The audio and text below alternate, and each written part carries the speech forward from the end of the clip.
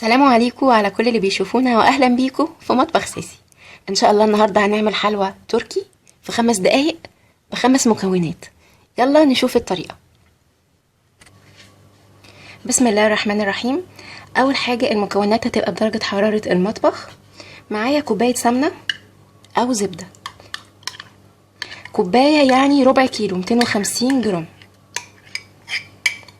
بستخدم سمنه جنه لانها بطعم الزبده بحبها، سمنه جنه. نص كوبايه سكر بودر،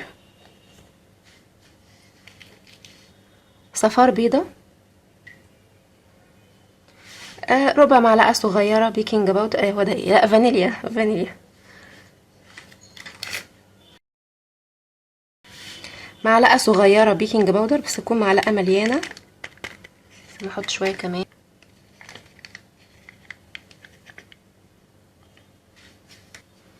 فكهم مع بعض بس.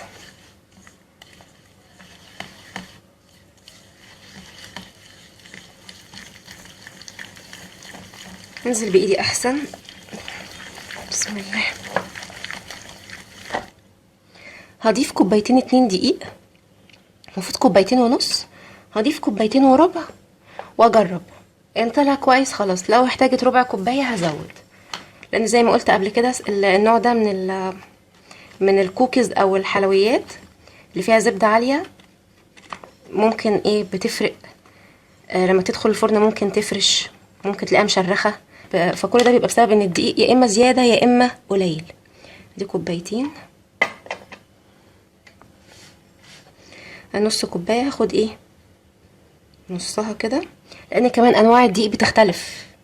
ممكن انت الدقيق بتاعك يبقى محتاج تحطي دقيق، ممكن انا محتاجش، فعشان كده بسم الله.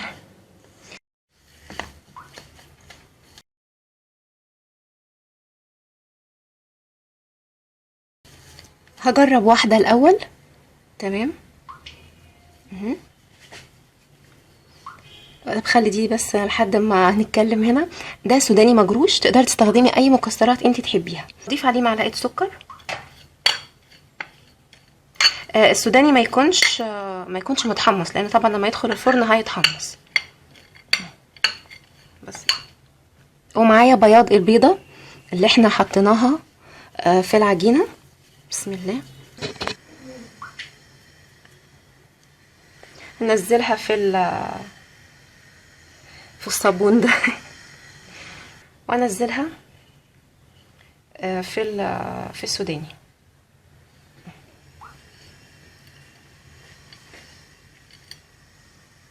الفرن سخن على درجة حرارة 150. خلاص هي شكلها حلو كده. انا هكمل يعني العجينة على كده، مش هزود دقيق. يبقى هي اخدت كوبايتين وربع، يعني اكتر من ربع شوية، كوبايتين وتلت كده دقيق. تمام. وان شاء الله هتلاقوا الوصفة على موقع كوك باد، وطريقة تحميل تطبيق كوك باد موجودة قدامكم على الشاشة. العجينة بتاعتها يا جماعة بتبقى ناشفة شوية، يعني ماسكة نفسها شوية، متبقاش طرية اوي. شايفين حتى مشرخة اهي.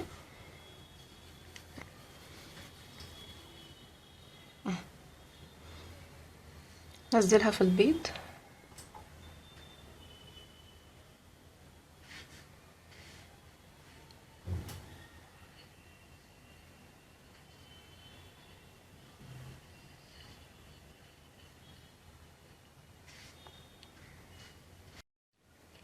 هتدخل الفرن على درجة حرارة 150.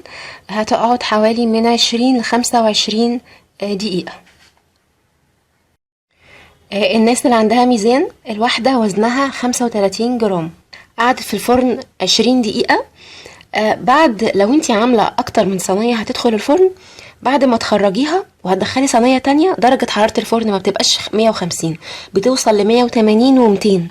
فقدامك حل من الاتنين، يا اما ترجعي تهدي النار وتدخلي الصينيه، تدخليها بس تقللي الوقت. يعني لو مدخلاها الصينيه الاولانيه قعدت 20 دقيقه، يبقى الصينيه التانية تبصي عليها بعد 10 دقايق، نص الوقت، لان الفرن بيكون سخن قوي وبقى حامي، عشان ما تدخليش تلاقيها اتحرقت.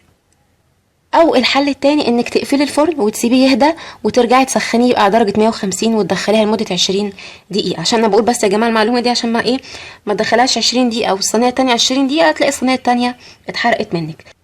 بعد ما تخرجيها من الفرن تسيبيها لحد ما تبرد خالص في الصينيه بتاعتها، ما تشيلهاش. زي ما احنا شايفين يا جماعه بتبقى طالعه مشرخه كده، بيبقى طعمها تحفه. بس بقى ادوق، بسم الله.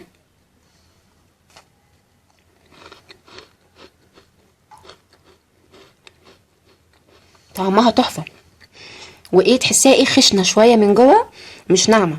وبعدين طعم السوداني اللي عليها من فوق تحسيه عامل زي الحلويات. عارفين حلويات المولد الفوليه دي، الفوليه بتاعت حلويات المولد النبي، طعمها تحفه.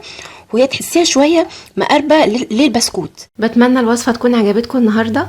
مستنيه تعليقاتكم واعجاباتكم على الفيديو ان شاء الله، وباذن الله هتلاقوا المقادير في صندوق الوصف وفي التعليق المثبت. كانت معكم ساسي من مطبخ ساسي مصر. باي باي.